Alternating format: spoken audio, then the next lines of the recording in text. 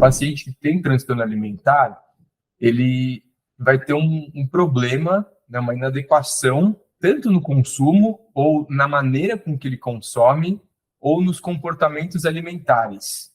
E com isso, ele vai ter algum tipo de prejuízo na sua vida. Então, quase sempre é assim, né? Não basta a gente olhar só para o comportamento. A gente precisa olhar qual que é a consequência disso. Uma vez que o paciente tem problemas, uma vez que o paciente tem prejuízos, isso passa a ser um transtorno, certo? Até certo ponto, é normal, por exemplo, nessa época de final de ano, a gente comer um pouco mais do que deveria. Isso é um transtorno? Isso gera um prejuízo nutricional? Isso gera um prejuízo na sua saúde física? Ou no seu funcionamento psicossocial? Não. Então, isso não é normal. Isso está dentro de uma cultura, isso está dentro de algo que é aceito na sociedade.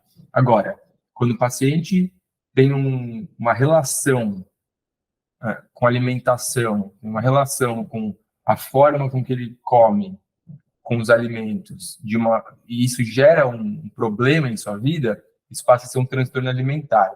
E claro que os transtornos alimentares, eles estão inseridos numa cultura, eles têm múltiplos fatores, né? Eles são causados por diversos fatores, por isso que eles são tão complexos. Então, isso envolve fatores socioculturais, né? Hoje a gente vive aqui no Ocidente, né? A gente é muito influenciado pela mídia, da televisão, Estados Unidos, mídia norte-americana, as redes sociais cada vez mais influenciando em relação a gente manter um peso adequado, ter uma forma corporal adequada, padrões de beleza, né? Então a magreza ela é vista como uma forma de ser feliz, de ser alegre, e a gente tem cada vez mais contato com influenciadores, notícias de dietas milagrosas, dietas restritivas, dietas que vão nos salvar, né? É muito importante a gente pensar que esse primeiro ponto, né, os transtornos alimentares, eles são mais observados em países desenvolvidos e industrializados. Por quê? Bom, aparentemente porque talvez nesses locais a gente consiga fazer mais diagnóstico, isso é uma hipótese possível. E é mais comum em homem e mulher transtorno alimentar. Mais comum em mulher, tá? Então, a média aí da incidência é entre 18 e 30 anos. A pergunta é, será que nas mulheres os transtornos alimentares são mais graves do que nos homens? Na verdade, aparentemente, a gravidade dos transtornos transtornos alimentares entre homens e mulheres são semelhantes. Entretanto, dentro do grupo dos homens, aparentemente os homens homossexuais têm uma predisposição maior a desenvolver os transtornos alimentares. Tudo bem? E aí tem algumas hipóteses para tentar explicar o porquê que os transtornos alimentares são mais comuns em mulheres do que homens. Claro, já expliquei que a gente tem as questões culturais, né, tem as questões ligadas ao gênero, mas aparentemente existe uma hipótese de que a testosterona pode ser um fator protetor e o estrógeno pode ser um fator de risco, porque isso vai gerar alterações emocionais, alterações hormonais e no desenvolvimento entre homens e mulheres.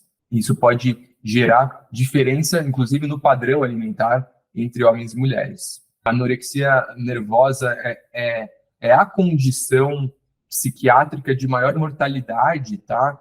E uma das principais causas de mortalidade são causas cardíacas, ataque cardioventricular é uma das principais causas de óbito, mas aí se a gente for por sistemas, a gente poderia ver, por exemplo, pele amarelada, constipação, cólica, dor abdominal, hipotensão, arritmia, edema, cálculo renal, anemia, leucopenia, infertilidade, distúrbio hidroeletrolítico, amenorreia, que era um critério diagnóstico, mas não é mais, apesar de ser muito comum, hipotireoidismo, redução da imunidade, osteopenia, osteoporose, e assim vai. Ou seja, a gente está falando de um paciente grave, na maior parte das vezes, né, que vai precisar de um suporte clínico, muitas vezes vai precisar de uma internação hospitalar. A gente tem dois tipos de anorexia. Tem a anorexia nervosa restritiva e a purgativa.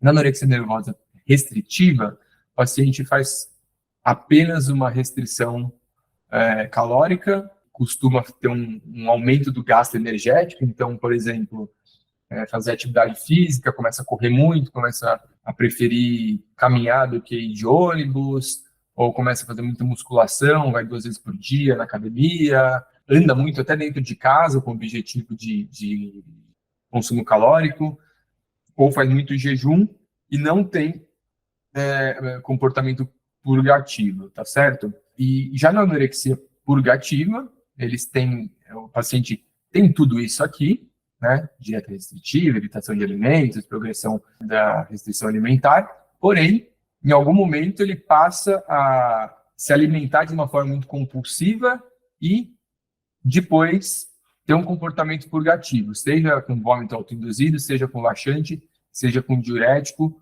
ou enema. Então, quais são os critérios diagnósticos do DSM-5 para anorexia nervosa? Restrição calórica baixa em relação às necessidades, levando em conta um peso corporal significativamente baixo no contexto de idade, gênero, trajetória, desenvolvimento e saúde física.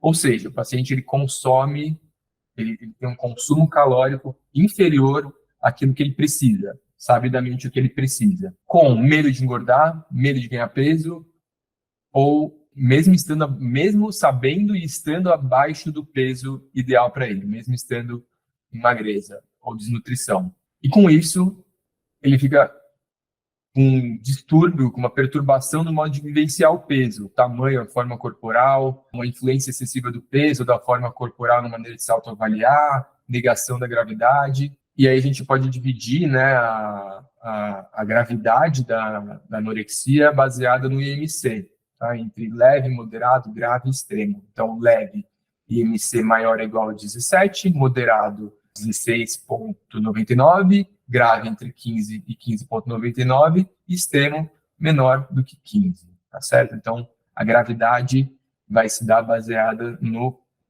peso, no IMC, melhor dizendo. As comorbidades são mais regra do que exceção nos transtornos alimentares. Nessa ordem, os mais comuns são depressão. Veja que depressão em anorexia nervosa tipo purgativa, 82%, já na restritiva 40%, seguido de transtorno de ansiedade, toque e transtorno de personalidade, evitativa, obsessivo-compulsiva, dependente e borderline. Na borderline, o mais comum é do tipo purgativo. É uma condição de difícil tratamento, tá? Então, assim, 50% dos pacientes tratados recaem dentro do primeiro ano os sintomas. Então, tem uma característica de ser uma condição intermitente. Como eu disse, é a condição dos transtornos mentais de maior mortalidade, a principal causa é o suicídio.